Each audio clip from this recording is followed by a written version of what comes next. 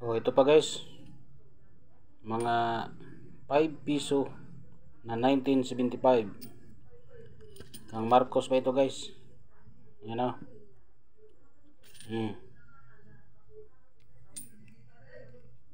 Yung mga nakolekta ko guys na bago guys.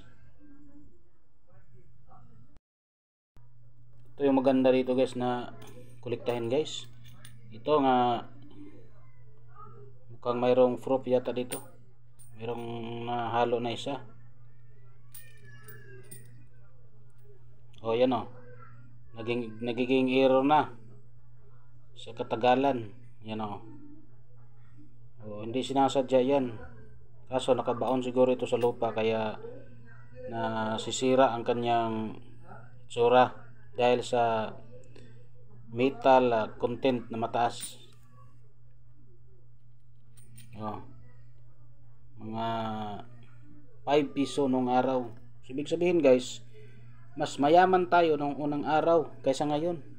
Kasi maliliit yung 5 piso natin ngayon eh. Tingnan mo naman tong 5 piso natin ngayon oh. Hindi pa nakakalahati oh.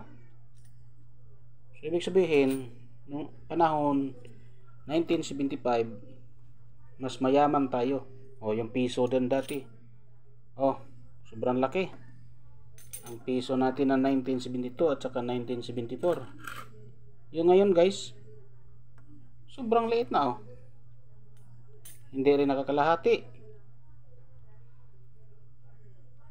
Yun ang isipin nyo guys ha. Nung unang araw, sobra-sobra yung mga sizes ng ating mga barya. Dito pa lang tayo sa 5 piso na 1975 ang Marcos, panahon ni Marcos. Talaga namang pumapayat ka nito kapag mayroon kang isang sako nito na nakatago dahil sa sobrang bigat. Samantalang yung 5 piso natin ngayon, sobrang liit, hindi nakakalahati oh. Piso din natin nung araw, napaka malaki ng pinagbago, you know. So ano pa kaya sa susunod na mga taon, mga after 20 years, baka mas maliit pa dito yung piso natin. Sa susunod na 20 years siguro parang 5 centavos na lang kalaki kasi sa sobrang hirap na. Pero siguro ngayon baka ibalik na itong ganito kalaki kasi yung anak nagiging presidente. Sana babalik din sa ganito kalaki ang piso natin at mumura ang ating mga bilihin. Katagagaya dati, sobrang mura lang yung 100 mo, madami ka nang mabibili. Sana ngayon din yung 100 natin marami din sanang mabibili, no? Isipin mo guys, sino yung mga nakahawak nito nung araw, nung mga 1950s, 60s. Ito pa yung nagsisirculate itong 5 piso na Marcos na sobrang laki ang sizes, oversize. Yan o, piso natin o, biruin mo yun.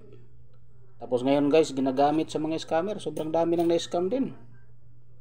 Kasi bibilhin daw ng malaki, bibilhin ng 100,000 and 1 million.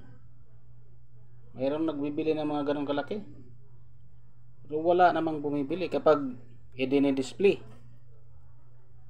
So ginawang katuwaan. Sobrang dami ang mga scammer. Kaya mag-ingat-ingat kayo guys ha, kung mayroon kayong mga hawak na katulad nito. Pag nagbibinta kayo, siguraduhin nyo na totoo ang sinasabi. Kasi mahirap pag naloko ng kapwa Pilipino. Wala namang Amerikano siguro ng loko dito na bibili ng milyon-milyon ng isang piraso nito guys. Pinoy lang din ang gumagawa. Kaya mag-ingat-ingat kayo kung mayroon kayong mga hawak niya na gusto nyong ibenta. Piliin nyo yung sigurado na bibili at hindi milyon-milyon. Yun guys yun ang ano natin, mag-ingat sa mga buyer na mga scammer dahil sayang ang panahon kung mayroon kang mga hawak nito na mai-scam ka lang. Maraming salamat guys sa panonood at God bless sa ating lahat.